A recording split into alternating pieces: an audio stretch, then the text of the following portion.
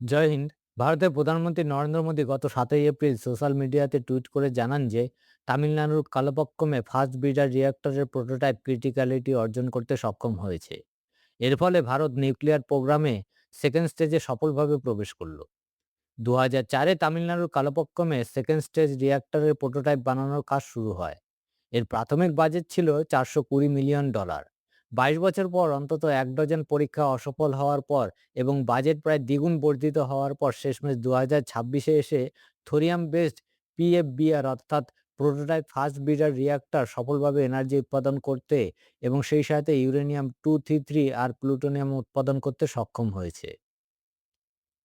এই ইউরেনিয়াম-233 আর thorium use করা হবে থার্ড স্টেজে এনার্জি উৎপাদন করতে। আর প্লুটোনিয়াম দিয়ে আমরা চাইলে সেকেন্ড স্টেজে ইউজ করে এনার্জি উৎপাদন করতে পারবো। আবার চাইলে তা দিয়ে নিউক্লিয়ার বম্বও বানাতে পারবো। যেখানে পশ্চিমী দেশগুলি এই টেকনোলজির পেছনে $50 বিলিয়ন খরচ করেও সফল হয়নি, আমেরিকা একাই 15 billion, Japan 12 billion, UK 8 billion, Germany 6 billion, বাদবাকি ইউরোপের অন্যান্য দেশগুলি এই টেকনোলজির পেছনে ঢালাও অর্থ ব্যয় করেও সফল হয়নি। তার বদলে ভারত মাত্র $1 বিলিয়ন কম অর্থ ইনভেস্ট করে এই টেকনোলজি ডেভেলপ করতে সক্ষম হয়েছে। ভারত তার নিজস্ব টেকনোলজিতে prototype fast breeder reactor design এবং বিল্ড করেছে, যা ভারতের সায়েন্স এবং ইঞ্জিনিয়ারিং এক অনন্য নজির সৃষ্টি করেছে। এই ফাস্ট ব্রিডার রিঅ্যাক্টর কি? ভারতের সেকেন্ড স্টেজ নিউক্লিয়ার পাওয়ার প্রোগ্রামই বা কি?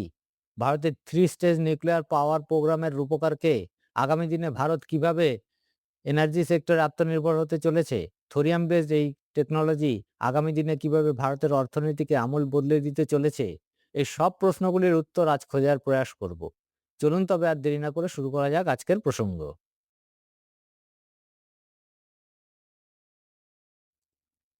ভারত একটি বিশাল বড় দেশ। স্বাভাবিকভাবেই তার এনার্জি রিকোয়ারমেন্টও প্রচুর। ভারত চীন আর আমেরিকার পর তৃতীয় দেশ যারা সবচেয়ে বেশি এনার্জি কনজিউম করে। আগামী দিনে ভারতের এই এনার্জির চাহিদা যে আরো বৃদ্ধি পাবে তা বলাই বাহুল্য। বর্তমানে ভারতের এনার্জি প্রোডাকশনের একটি বড় অংশ আসে ফসিল ফুয়েল থেকে, মানে কয়লা, ডিজেল, পেট্রোল ইত্যাদি ব্যবহার করে। আর কিছুটা আসে হাইড্রো পাওয়ার প্ল্যান্ট হতে, এছাড়া কিছুটা আসে নিউক্লিয়ার পাওয়ার প্ল্যান্ট হতে।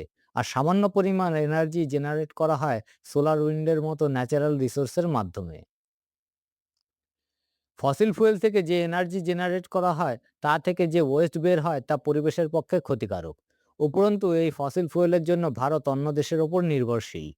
কিন্তু আমরা যদি নিউক্লিয়ার এনার্জির মাধ্যমে পাওয়ার জেনারেট করি তাহলে তা থেকে যে ওয়েস্ট বের হবে তা অত্যন্ত কম এবং সেটা পরিবেশের জন্য মোটেও ক্ষতিকারক নয়। বরং সেই ওয়েস্টকে যদি সঠিক পদ্ধতিতে থোরিয়ামের সাথে নিউক্লিয়ার রিঅ্যাক্টরে ইউজ করতে পারি তাহলে তার থেকে আরো বিশুদ্ধ ইউরেনিয়াম পাওয়া যাবে, যা দিয়ে আবার এনার্জি জেনারেট করা যাবে। অর্থাৎ এটা অনেকটা গঙ্গা জলে গঙ্গা পুজোর মতন ব্যাপার। মানে যে ম্যাটেরিয়াল দিয়ে নিউক্লিয়ার এনার্জি জেনারেট করা হবে ঘুরে ফিরে আবার সেই ম্যাটেরিয়ালই আমরা ওয়েস্ট হিসেবে পাবো এবং এই প্রসেসটা চক্রাকারে ঘুরতেই থাকবে। ফলে আমাদের কখনো এনার্জির জন্য অন্য দেশের উপর নির্ভর করে থাকতে হবে না। বরং আমরাই বিশ্বকে এনার্জি ক্রাইসিস থেকে উদ্ধার করতে পারবো। এই চিন্তা ভাবনা থেকেই ১৯৫৪ সালে ভারতের মহান বিজ্ঞানী হোমি জাহাঙ্গীর ভাবা তৎকালীন প্রধানমন্ত্রী নেহরু গান্ধীকে নিউক্লিয়ার এনার্জি দ্বারা চালিত থ্রি স্টেজ পাওয়ার প্ল্যান্টের নকশা পেশ করেন। এই three stage power plant program অনুযায়ী প্রথম স্টেজে আমরা ফুয়েল হিসেবে ইউজ করব ন্যাচারাল ইউরেনিয়াম, অর্থাৎ ইউ-238 এবং ইউ-235। ফার্স্ট স্টেজ থেকে মিলবে ইলেকট্রিসিটি আর ওয়েস্ট হিসেবে মিলবে ডিপ্লিটেড ইউরেনিয়াম আর প্লুটোনিয়াম। সেকেন্ড স্টেজে ডিপ্লিটেড ইউরেনিয়াম আর প্লুটোনিয়ামের সাথে পরিমাণ মতো থোরিয়াম ইউজ করা হবে। এর ফলে এখানে হতেও মিলবে ইলেকট্রিসিটি আর বাই প্রোডাক্ট হিসেবে মিলবে প্লুটোনিয়াম আর ইউরেনিয়াম 233। থার্ড স্টেজে এই ইউরেনিয়াম 233 সাথে থোরিয়াম মেশানো হবে এবং সেখান হতে ইলেকট্রিসিটির সাথে ওয়েস্ট হিসেবে মিলবে আবার ইউরেনিয়াম 233। অর্থাৎ থার্ড স্টেজে যে পরিমাণ ইউরেনিয়াম ইউজ করা হবে তার চেয়ে বেশি পরিমাণ ইউরেনিয়াম প্রডিউস হবে এবং এই ক্রিয়া বিরামহীনভাবে চলতে থাকবে। মানে বিদ্যুৎ উৎপাদনের জন্য আর আমাদের ইউরেনিয়াম কিনতে হবে না বা মাইনিংও করতে হবে না। থোরিয়ামের সাহায্যে ইলেকট্রিসিটি এবং ইউরেনিয়াম দুটোই উৎপন্ন হবে। বিশ্বের প্রায় 25% থোরিয়ামের রিজার্ভ রয়েছে আমাদের দেশে। তাই থোরিয়ামের কোনো অভাব হবে না। একটি এস্টিমেট অনুযায়ী আমাদের দেশে যে পরিমাণ থোরিয়াম রয়েছে তা দিয়ে ভারত আগামী ৭০০ বছরের এনার্জি জেনারেট করতে পারবে। ফলে না কেবল ভারত নিজে এনার্জি জেনারেট করতে পারবে, সেই সাথে পৃথিবীর অন্যান্য দেশগুলিকেও এনার্জি ক্রাইসিস হতে উদ্ধার করতে সক্ষম হবে।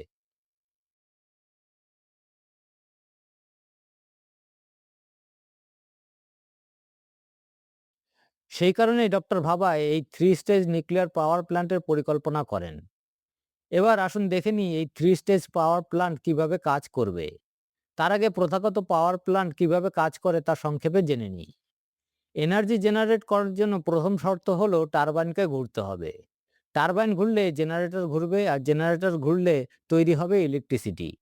সেই কারণে যে কোনো পাওয়ার হাউসে টারবাইন কিভাবে ঘুরছে সেটাই ইম্পর্ট্যান্ট। যেমন হাইড্রো পাওয়ার প্ল্যান্টে নদী বাঁধ হতে যে জল প্রচণ্ড গতিতে নিচে পড়ে, সেই জলে টারবাইনকে রাখলে টারবাইন অটোমেটিক্যালি ঘুরতে থাকবে। টারবাইন ঘুরলে জেনারেটর ঘুরবে, আর জেনারেটর ঘুরবে বিদ্যুৎ তৈরি হবে। নিউক্লিয়ার পাওয়ার প্ল্যান্টেও একই কাজ করা হয়, তবে এখানে প্রথম প্রসেসটি একটু ভিন্ন। প্রথমে নিউক্লিয়ার রিঅ্যাক্টরে ফিসাইল ম্যাটেরিয়ালকে নিউট্রন পার্টিকল দিয়ে বোম্বার্ডমেন্ট করা হয়। মানে যে ম্যাটেরিয়াল ফিশন কিংবা ফিউশন প্রক্রিয়াতে অংশ নিতে পারে এমন ম্যাটেরিয়ালের ওপর নিউট্রন কণার স্রোত পাঠানো হয়। এর ফলে সেই fissile material atomic mass change হয়ে যায়। মানে এখানে নতুন একটি ম্যাটার তৈরি হয়। এর ফলে প্রচুর পরিমাণে হিট জেনারেট হয়। এই হিটকে মেটাল রডের মাধ্যমে বিশাল বড় জলের ট্যাঙ্কারে প্রবেশ করানো হয়। ফলে জল গরম হয়ে বাষ্পে পরিণত হয়। এই বাষ্পকে একটি পাইপের মাধ্যমে টারবাইনে পাঠানো হয়। উত্তপ্ত স্টিম অর্থাৎ বাষ্প সেই টারবাইনকে ঘোরায়। টারবাইন তখন জেনারেটরকে ঘোরায়, ফলে তা থেকে বিদ্যুৎ উৎপন্ন হয়। সেই বিদ্যুৎ তারের মাধ্যমে এসে পৌঁছায় আমাদের কাছে।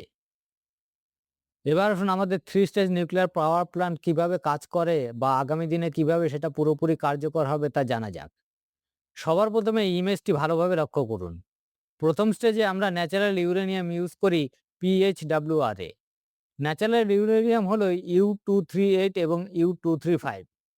ইউরেনিয়াম U238 ফিসাইল ম্যাটেরিয়াল নয়, মানে এটা স্বাভাবিকভাবে নিউক্লিয়ার রিঅ্যাক্টরে চেইন রিঅ্যাকশন করতে পারে না। কিন্তু ইউরেনিয়াম 235 একটি ফিসাইল ম্যাটেরিয়াল। তবে প্রকৃতিতে যে ইউরেনিয়াম পাওয়া যায় তাতে ইউরেনিয়াম 235 থাকে মাত্র 0.07%। বাদবাকি সবটাই থাকে ইউরেনিয়াম 238। সেই কারণে ইউরেনিয়ামকে এনরিচ মানে শোধন করে ইউরেনিয়াম 235 এর পরিমাণ বর্ধিত করা হয়। সাধারণত নিউক্লিয়ার এনার্জি জেনারেট করতে ইউরেনিয়ামকে 3 to 5% এনরিচ করতে হয়।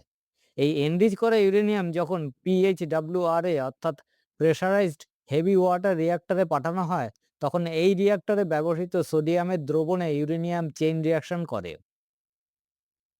ফলে একদিকে যেমন প্রচুর হিট উৎপন্ন হয়, যা টারবাইনকে ঘোরাতে সাহায্য করে, ফলে বিদ্যুৎ উৎপন্ন হয়। অন্যদিকে ওয়েস্ট হিসেবে পাওয়া যায় ডিপ্লিটেড ইউরেনিয়াম এবং প্লুটোনিয়াম। এটা হচ্ছে ফার্স্ট স্টেজ। পৃথিবীর প্রায় সব দেশই এ পর্যন্ত এসে থেমে যায়। ফার্স্ট স্টেজ থেকে পাওয়া প্লুটোনিয়াম খুবই গুরুত্বপূর্ণ ম্যাটার। কারণ এই প্লুটোনিয়াম দিয়ে নিউক্লিয়ার বম্ব বানানো যেতে পারে। শুধু নিউক্লিয়ার বম্বই নয়, থার্মোনিউক্লিয়ার বম্ব যা হাইড্রোজেন বম্ব নামে পরিচিত সেটা বানাতে গেলেও এই প্লুটোনিয়াম দরকার হয়। সেই কারণেই ডোনাল্ড ট্রাম্প চাইছে ইরানের সমস্ত রকম নিউক্লিয়ার অ্যাসেট ধ্বংস করতে এবং এনরিচ করা ইউরেনিয়াম এবং প্লুটোনিয়াম সবটুকু ছিনিয়ে নিতে। যাই হোক, সেটা অন্য প্রসঙ্গ। আমরা এই ডিপ্লিটেড ইউরেনিয়াম এবং প্লুটোনিয়ামকে সেকেন্ড স্টেজে ইউজ করব। মূলত প্লুটোনিয়াম বেসড নিউক্লিয়ার রিঅ্যাক্টরে, যার অপর নাম ফার্স্ট ব্রিডার রিঅ্যাক্টর, এই প্লুটোনিয়ামের সাথে থোরিয়াম ইউজ করে পাওয়ার জেনারেট করা হবে। সেখান থেকে বাই প্রোডাক্ট হিসেবে মিলবে ইউরেনিয়াম 233 এবং প্লুটোনিয়াম। এই ইউরেনিয়াম 233 নিজেই একটি ফিসাইল ম্যাটেরিয়াল, অর্থাৎ একে আর এনরিচ করার প্রয়োজন হবে না। এটা সরাসরি নিউক্লিয়ার রিঅ্যাক্টরে চেইন রিঅ্যাকশন করতে পারবে। সোজা বাংলায় এটা দিয়ে আমরা আবার বিদ্যুৎ উৎপাদন করতে পারবো। বর্তমানে এই সেকেন্ড স্টেজটির prototype fast breeder reactor model successfully criticality achieve করেছে। আপনাদের মনে হয়তো একটি প্রশ্ন উঠছে যে এই ক্রিটিক্যালিটি কি? তার আগে ফার্স্ট ব্রিডার কি সেটা বলি। ফার্স্ট ব্রিডার মানে যে নিজের খাদ্য নিজেই উৎপাদন করতে পারে। ভালো করে লক্ষ্য করলে বুঝবেন এই রিঅ্যাক্টরে ফুয়েল হিসেবে প্রথমে ইউরেনিয়াম আর প্লুটোনিয়াম ইউজ করা হয়েছিল। কিন্তু তার বাই প্রোডাক্ট হিসেবে আমরা যেটা পাচ্ছি সেটাও প্লুটোনিয়াম আর ইউরেনিয়াম। আর যে ইউরেনিয়ামটা পাচ্ছি সেটা ফিসাইল ম্যাটেরিয়াল। সবচেয়ে বড় কথা, ফুয়েল হিসেবে যে পরিমাণ ইউরেনিয়াম আর প্লুটোনিয়াম ইউজ করছি, ওয়েস্ট হিসেবে যেটা পাচ্ছি তার পরিমাণ আরও বেশি। সেই কারণেই এই রিঅ্যাক্টরকে বলা হচ্ছে ফাস্ট ব্রিডার। এবার আসুন ক্রিটিক্যালিটি বলতে ঠিক কি বোঝানো হচ্ছে। এই টেকনোলজি অত্যন্ত জটিল। আগেই বলেছি পশ্চিমী দেশগুলি প্রায় $50 বিলিয়ন এর পেছনে ব্যয় করেও তারা এই টেকনোলজি ডেভেলপ করতে পারেনি। এতটাই জটিল এই টেকনোলজি। এর প্রসেসও অত্যন্ত জটিল। থোরিয়ামের পরিমাণ একটু হেরফের হলেই সেটা বড় মাত্রায় ডিজাস্টারে পরিণত হতে পারে। রাশিয়ার থোরিয়াম বেসড এইরকম রিঅ্যাক্টরে একাধিকবার ব্লাস্ট হয়েছে। যাই হোক, যেহেতু এটা অত্যন্ত জটিল প্রক্রিয়া এবং এতে কনজিউম করা ম্যাটেরিয়ালের চেয়ে প্রডিউস করা ম্যাটারের পরিমাণ বেশি, তাই এই পুরো প্রসেসটিকে বলা হচ্ছে ক্রিটিক্যালিটি। এতে শুধু যে ইলেকট্রিসিটি জেনারেট করা হচ্ছে তাই নয়, আমরা এর থেকে এনরিচ ইউরেনিয়াম এবং প্লুটোনিয়াম পাচ্ছি যা পরবর্তী স্টেজে সরাসরি ইউজ করা যাবে। সেকেন্ড স্টেজ থেকে প্রাপ্ত ইউরেনিয়াম 233 ইউজ করা হবে থার্ড স্টেজে। এই স্টেজে ইউরেনিয়াম 233 এর সাথে থোরিয়াম ইউজ করা হবে। মজার ব্যাপার হলো এর থেকে ইলেকট্রিসিটি তো উৎপাদন হবেই। এর বাই প্রোডাক্ট হিসেবে যেটা মিলবে সেটা হলো সেই ইউরেনিয়াম 233। অর্থাৎ থার্ড স্টেজে ইউরেনিয়াম 233 আর থোরিয়াম ঢালা হবে। সেখান হতে আবার ইউরেনিয়াম 233 পাবো। আবার ইউরেনিয়াম 233 আর থোরিয়াম ঢাললে বাই প্রোডাক্ট হিসেবে আবার ইউরেনিয়াম 233 পাওয়া যাবে। অর্থাৎ না শেষ হওয়া একটি প্রসেস। আমরা যখন থার্ড স্টেজে পৌঁছবো তখন আমাদের এনার্জির জন্য আর কোনো দেশের ওপর নির্ভর করে থাকতে হবে না। এখন যেমন হরমুজ প্রণালী বন্ধ হয়ে যাওয়াতে দেশে এনার্জি সংকট তৈরি হয়েছে, এই প্রজেক্ট সফল হলে আমাদের দেশে এরকম সংকট তৈরিই হবে না। এখন কথা হচ্ছে খাতায় কলমে তো শুনতে খুবই আকর্ষণীয় লাগছে ঠিকই, কিন্তু বাস্তবে এই প্রজেক্ট কতটা কার্যকর? ১৯৫৪ সালে যে প্রজেক্টের রূপরেখা তৈরি করা হয়েছিল, প্রায় ৭২ বছর পর আমরা তার সেকেন্ড স্টেজে পৌঁছতে পেরেছি। তাও ফুল ফেজে নয়, প্রোটোটাইপ মডেল হিসেবে। তাহলে থার্ড স্টেজে পৌঁছতে আমাদের কত সময় লাগবে? বিশেষজ্ঞদের মতে ফার্স্ট স্টেজ থেকে সেকেন্ড স্টেজে পৌঁছানোটাই সবচেয়ে কঠিন ফেজ।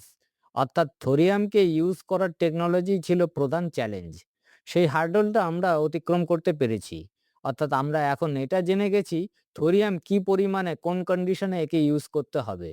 অর্থাৎ লার্জ স্কেলে যখন এর প্রোডাকশন করব তখন এই প্রোটোটাইপের তথ্য সেই সেট তৈরি করতে কাজে লাগবে।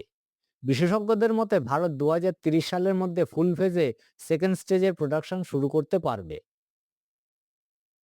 থার্ড স্টেজে যেহেতু সেই থোরিয়ামই ইউজ হবে, তাই থার্ড স্টেজ তৈরি করতে খুব বেশি সময় লাগবে না। বর্তমানে বার্ক অর্থাৎ ভাবা atomic research centre, AHWR advance heavy water reactor এবং IMACR Indian molten salt breeder reactor, এই দুটি রিঅ্যাক্টরের ওপর কাজ করছে।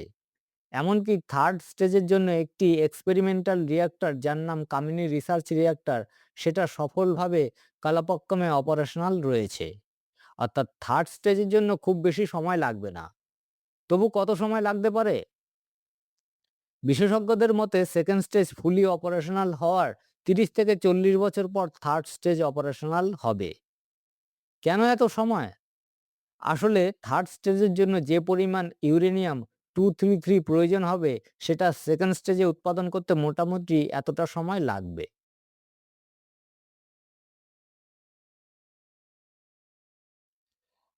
আপনারা সকলেই প্রায় অবগত যে ভারত একটি ইম্পোর্ট নির্ভর দেশ। মানে ভারত অন্য দেশকে বেচে কম কেনে বেশি।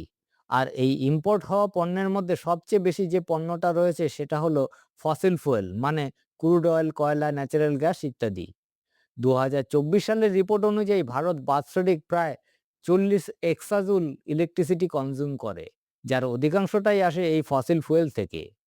২০২৪-২৬ এর রিপোর্ট অনুযায়ী ভারত বিভিন্ন দেশ হতে ফসিল ফুয়েল হিসেবে যেসব পণ্য ইম্পোর্ট করে তার গড় বাৎসরিক মূল্য প্রায় $১৩৯ মিলিয়ন। আর ২০২৪-২৫ অর্থ বছরে ভারতের গড় ইম্পোর্টের পরিমাণ ছিল $৯১৫ বিলিয়ন। অর্থাৎ ভারত ১৫% অর্থই ব্যয় করে এই ফসিল ফুয়েল ইম্পোর্ট করার জন্য, যার অধিকাংশটা খরচ করা হয় আমাদের এনার্জি জেনারেট করার জন্য। আমরা যদি এই thorium based nuclear energy generate করতে সফল হই, যা ইতিমধ্যে সফলও হয়েছি, তাহলে আগামী দিনে না কেবল এই বিপুল পরিমাণ ইম্পোর্ট বিল কম হবে, সেই সাথে এনার্জি জেনারেটের ক্ষেত্রে আমরা আত্মনির্ভর হতে পারবো। এমনকি ভারত অন্য দেশগুলিকে ইলেকট্রিসিটি ইম্পোর্টও করতে পারবে। ২০৪৭ সালের মধ্যে ভারত যে উন্নত দেশে পরিণত হওয়ার স্বপ্ন দেখছে, সেই পথে এই টেকনোলজি অনেকটা অবদান রাখতে চলেছে। জয় হিন্দ, বন্দে মাতরম।